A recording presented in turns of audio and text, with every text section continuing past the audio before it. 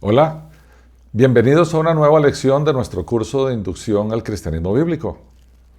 Hoy continuamos con el argumento teleológico, o sea, el argumento del diseño, pero esta vez vamos a ver todo lo relacionado con la vida.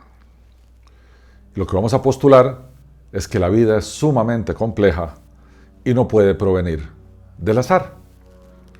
Empecemos. Todo este curso tiene un propósito. Por una parte, demostrar que Dios existe y por la otra, que la Biblia es su palabra. En esta ocasión estamos en una serie de lecciones demostrando que el Dios de la Biblia existe.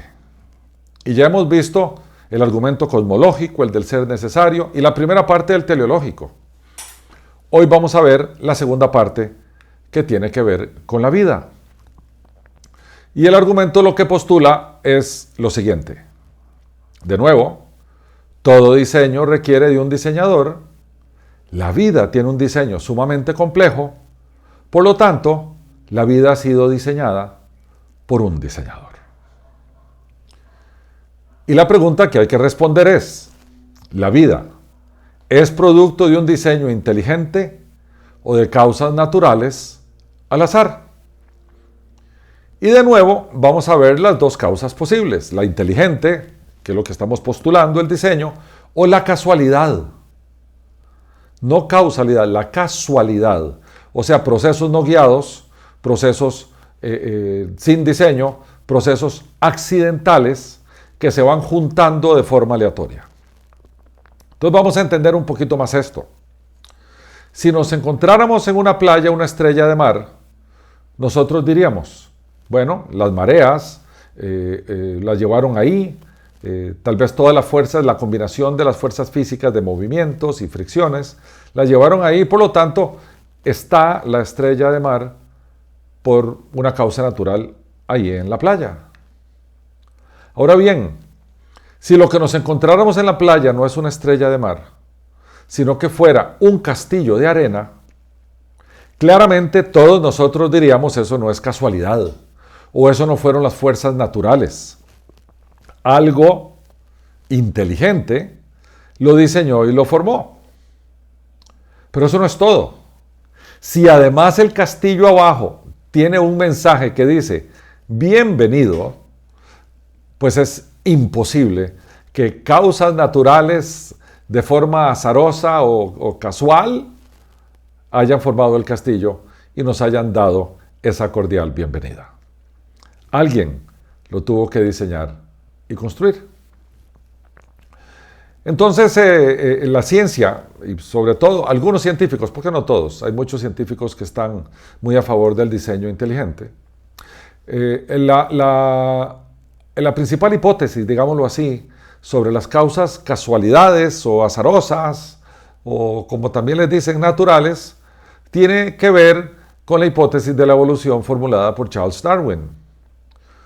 Charles Darwin decía que la vida inicia de forma unicelular, un ser vivo de una sola célula, se originó a partir de químicos no orgánicos, o sea, de químicos sin vida.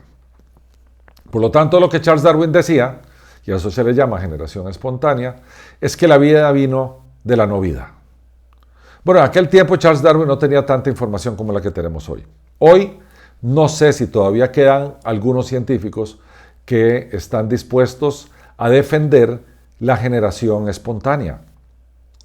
Porque la generación espontánea presupone que algo da origen a algo que es en sí mismo algo. En otras palabras, un ente se crea a sí mismo, le da vida a sí mismo. Pero eso no puede ser porque tiene que existir antes de existir. Y por lo tanto es una incoherencia lógica. Lo otro que propone Charles Darwin es el principio de la supervivencia del más fuerte. Y lo que dice es que en ese proceso de la supervivencia del más fuerte se ha requerido una adaptación que va produciendo especies con diferente estructura genética en un plazo muy largo de tiempo. Se postulaban 3.5 billones de años, hoy en día inclusive se está diciendo que es todavía más extenso. Y ese era un poco el postulado de él. Hoy en día tenemos información que Charles Darwin no tenía. A ver, así como usamos los telescopios para explorar nuestro universo, hoy en día tenemos poderosos microscopios para explorar las células. Eso era de desconocimiento de Darwin. Y allí nos encontramos el ácido desoxirribonucleico, que es una estructura, hoy en día está muy de moda, donde se encuentra la información de los caracteres hereditarios, o sea, todo lo que nosotros vamos heredando de forma genética, y se encuentra al interior del núcleo de las células. Y esas estructuras donde se encuentra el ADN se llaman cromosomas.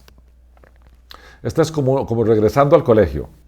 Pero no me voy a detener mucho en este tema así en particular, pero sí es importante entender las estructuras, porque esto es lo que nos va a llevar a comprender que esto no puede ser casual.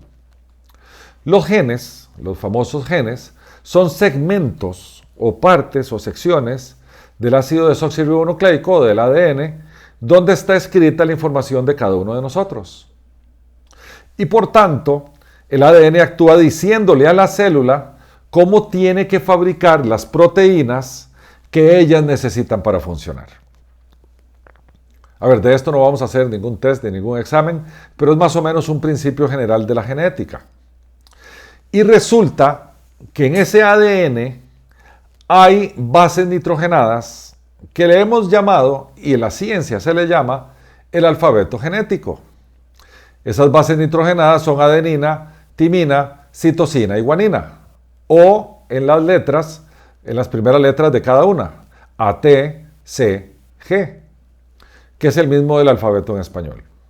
Y esas letras, o esas bases nitrogenadas, por llamarlo de alguna manera, se combinan para generar mensajes. Esas letras no pueden estar desordenadas porque no generarían ningún mensaje.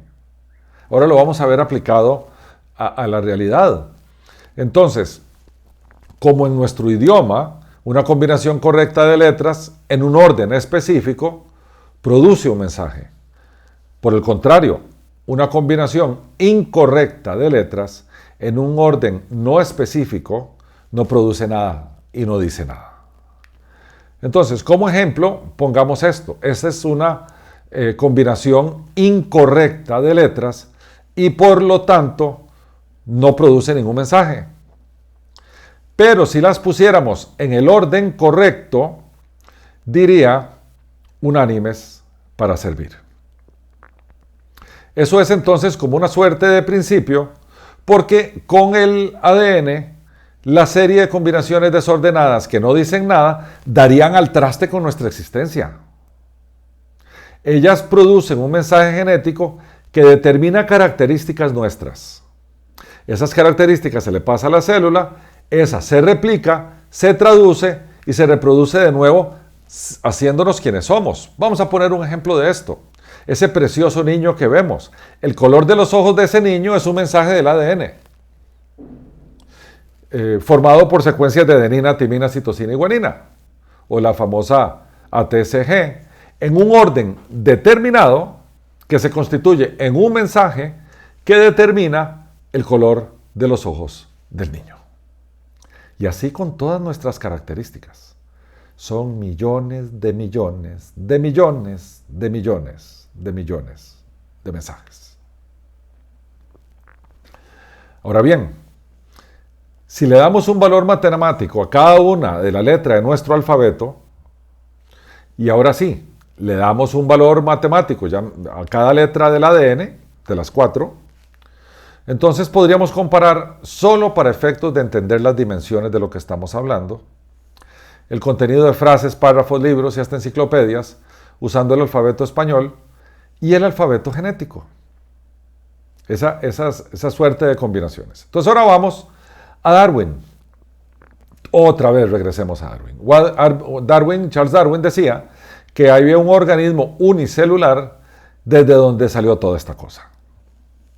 Es la base de la creación y se derivó de químicos inertes, o sea, químicos sin vida. Y dice Darwin, decía en aquel tiempo, que este es un organismo tan simple, que en su simpleza darle vida fue muy sencillo y por lo tanto se hace sencillo que la vida venga de la no vida. Por lo menos ese era su planteamiento. Sin embargo, hoy sabemos que la ameba no era tan sencilla como Darwin creía. Ella, en realidad, es muy pequeñita. Se pueden incluir 200 amebas en una pulgada, o sea, es verdad, pequeña. Y es unicelular. O sea, tiene un solo núcleo. Eso es todo lo que tiene. Pero resulta que en ese núcleo de la ameba hay información de ADN equivalente no a una, sino a 30 enciclopedias de 10 tomos cada una.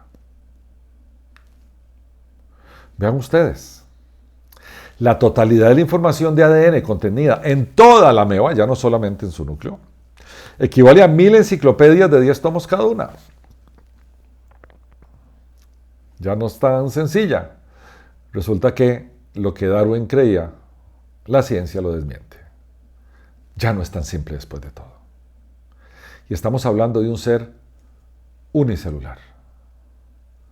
Pensemos en el cerebro humano y nos hemos tomado la libertad de citar al doctor Carl Sagan, ateo, cosmólogo, muy famoso, que tenía un programa de televisión famosísimo que se llamaba Cosmos.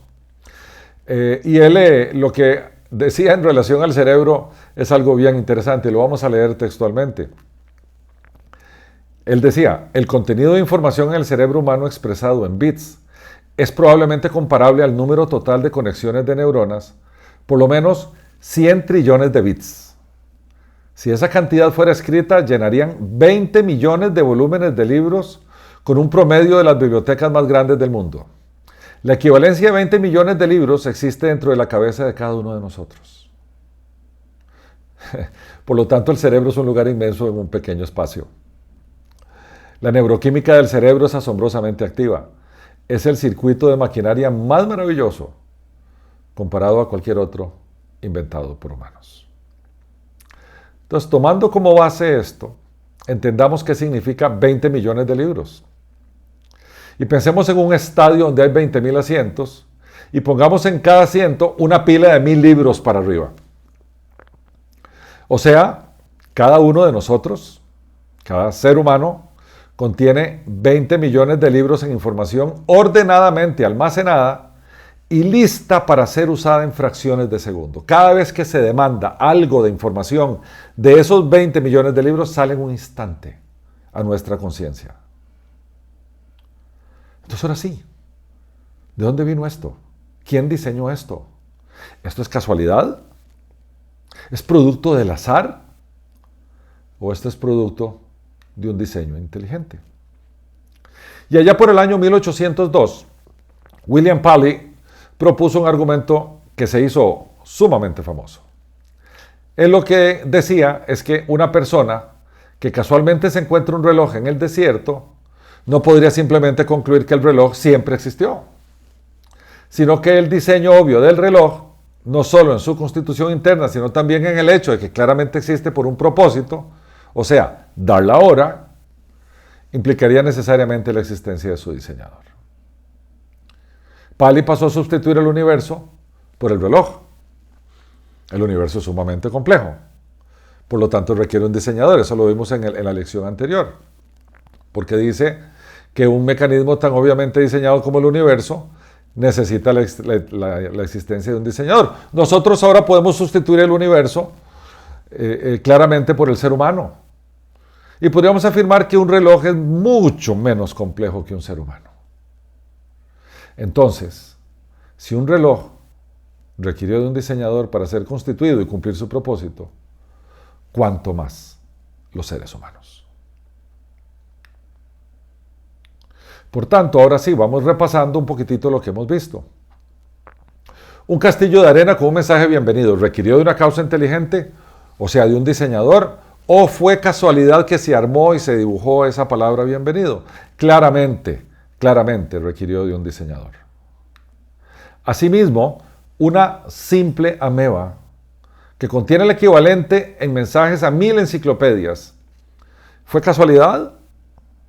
¿O hay una causa inteligente detrás de ella? Claramente, no puede ser casualidad. No puede ser al azar. Y sin duda alguna el cerebro humano, que tiene el equivalente a 20 millones de libros, ¿eso fue también al azar o requiere de un diseño inteligente en tantísima complejidad? Claramente requiere de un diseño inteligente. Entonces, ahora como que nos colocamos en una posición bien curiosa, porque los naturalistas hablan de que ellos no ven por fe nada. Bueno, déjenme decirles que se requiere más fe para creer que la vida fue creada al azar, o sea, por causas naturales no inteligentes, que la vida tiene un diseñador o una causa inteligente. Al final, los naturalistas se convierten en una religión muy extraña porque requiere de mucha fe. En el caso nuestro, solo postulamos evidencias. Entonces regresemos. Todo diseño requiere de un diseñador. La vida tiene un diseño sumamente complejo. Por lo tanto, la vida ha sido diseñada por un diseñador. Y tal diseñador es Dios. Nuestra siguiente lección vamos a explorar el argumento moral. Con esta terminamos el argumento teleológico, que lo partimos en dos partes. El diseño del universo, en la lección anterior, y el diseño de la vida, en esta lección. En verdad lo que vemos son evidencias. Y alguien que se quiera oponer a este argumento tendría que decir, bueno, yo creo por fe que la casualidad o el azar formó el universo o nos formó a nosotros. Y al final, cuando uno ve todas estas cosas, uno diría, usemos un poquito la razón, porque la razón nos inclina a creer que detrás de todo esto hay un perfecto diseñador, y ese diseñador es Dios. Mis queridos hermanos y amigos, mil gracias por estar con nosotros en esta lección. Los espero en la siguiente lección. Que nuestro Señor Jesucristo los bendiga abundantemente. Hasta la próxima.